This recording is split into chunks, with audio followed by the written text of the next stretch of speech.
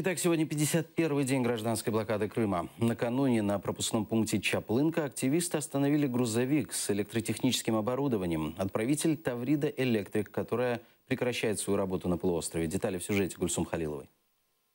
Грузовой автомобиль с электротехническими оборудованиями активисты гражданской блокады Крыма остановили вчера на пропускном пункте Чаплынка. Машина ехала с Севастополя. Отправителем является предприятие Таврида Электрик. По информации активистов, оно принадлежит севастопольскому губернатору Алексею Чалому.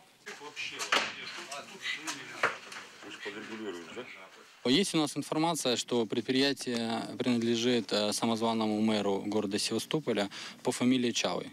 Эту информацию будут проверять правоохранители и будут предпринимать меры государственного реагирования.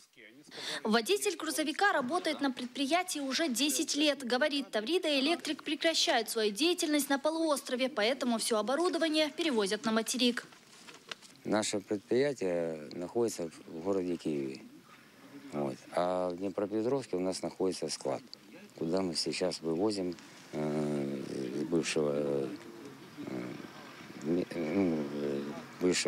как предприятие, или как можно назвать сейчас бывшее. Оно не бывшее, оно есть. Оттуда нас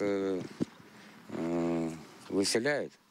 Мы сейчас переезжаем сюда, в Украину. Со слов водителя, этот грузовик выехал в среду прошлую из Севастополя.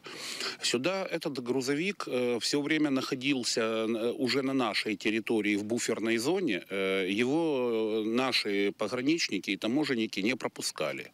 Сюда уже успел приехать и директор этой фирмы. Но опять же, он человек, представившийся директором. С его слов, они там ликвидируют предприятие, переезжают на материковую Украину с оккупированной территории, потому что им там местные конкуренты перекрыли кислород и велели убираться из Крыма. В ходе проверки выяснилось, у водителя 2 пакета документов, отличаются отправителей и названия предприятий. Тут же вы показываете на территории Украины Таврида Электрик. Да. С адресом город Севастополь. Почему это так мы... Да, почему 2 пакета? Да. Для вас сделали пакет для Украины фальшивый. Да. Один украинский, один А вы это все показывали? Потому что русские требуют русский документ. Подождите, то, что русские там ваши требуют, у нас вообще мало не понимаете. Что там русские требуют, нам вообще не интересно. Должно быть все в соответствии с действующим законодательством Украины. Мы в одном пакете видим Севастополь, Россия, отправитель Севастополь, Россия, Филентовское шоссе, Севстрой, сейчас я вам скажу, предприятие Севэнергострой.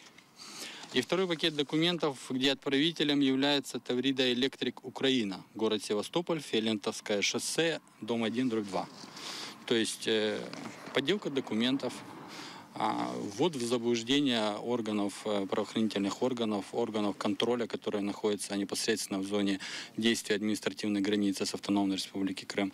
Сам же водитель этого не отрицает. Говорит, руководство подготовило 2 пакета документов для пересечения границ. Российский. А на украинской? На украинский.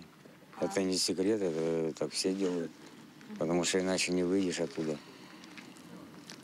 Потому что Россия, они требуют свои документы, не на украинском языке, а на своем языке. А на Украине требуют украинский, на украинском языке. На пропускной пункт Чаплынка приехали представители правоохранительных органов. Активисты передали им пакеты документов для выяснения ситуации. Гульсум Халилова, Эльдар Тарахташ, Заман, АТР.